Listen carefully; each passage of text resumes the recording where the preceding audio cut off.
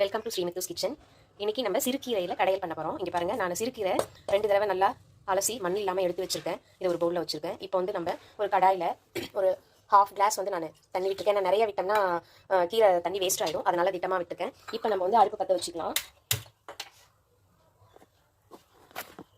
இப்போ இது கூட இந்த தண்ணி கூட காரத்துக்கு வந்து 2 பச்சை மிளகாய் போடுறேன்.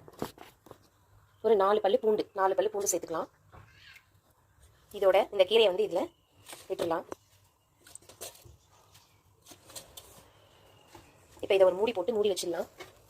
ஒரு 4 நிமிஷம் வேகட்டும். கீரை ரொம்ப வேகக்கூடாது, பச்சையாக இருக்கும் போதே நம்ம இப்போ எடுத்துடணும். இப்போ இது கொஞ்சம் வேகட்டும். இப்போ பாருங்கள், இப்போ கீரை வெந்துருச்சான்னு பார்க்கலாம். கீரை நல்லா இருக்கும் பாருங்கள், நல்லா வெந்துருச்சு. இதுக்கு மேலே நம்ம வேக வச்சோம்னா கலர் மாறிடும். இப்போ வேற ஒரு பாத்திரத்துக்கு நம்ம மாற்றிடலாம். இங்கே பாருங்கள், இப்போ வந்து கீரை நம்ம நல்லா வந்து கடைஞ்சாச்சு.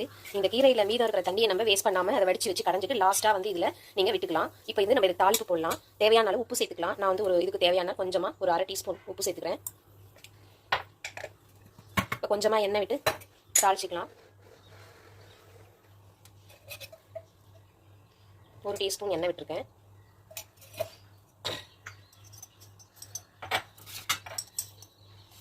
கடுகு கொஞ்சம்,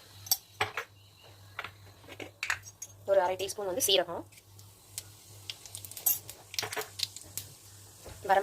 ஒரு வரமிளகா போட்டிருக்கேன் வாசனைக்கு.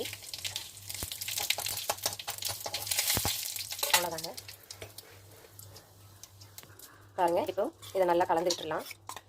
இது வந்து பருப்பு, சின்ன வெங்காயம் இதெல்லாம் சேர்த்தும் கடைவாங்க. இது பருப்பு வெங்காயம் போடாமல் வெறும் பூண்டும் பச்சை மிளகாவும் போட்டு நான் கடைஞ்சிருக்கேன். சீரகம் கடுகு போட்டு தாளிச்சிருக்கேன். இது ரொம்ப சத்து இருக்கும். ஏன்னா புளி போட்டு கடையிறது இதெல்லாம் நம்ம வந்து கொஞ்சம் சத்து குறைஞ்சு போயிடும், அழிஞ்சிரும். இந்த கீரை வந்து நம்ம அப்படியே பச்சையாக ஒன்றும் போடாமல் புளி சேர்க்காம கடையிறதால இதில் சத்துலாம் அழியாது. இது சூடான சாதத்துக்கு போட்டு சாப்பிட்டோம்னா ரொம்ப நல்லா இருக்கும், டேஸ்டியாக இருக்கும். இதை நீங்கள் ட்ரை பண்ணி பார்த்துட்டு எனக்கு கமெண்ட் பாக்ஸில் ரிப்ளை பண்ணுங்கள், ஷேர் பண்ணுங்கள்.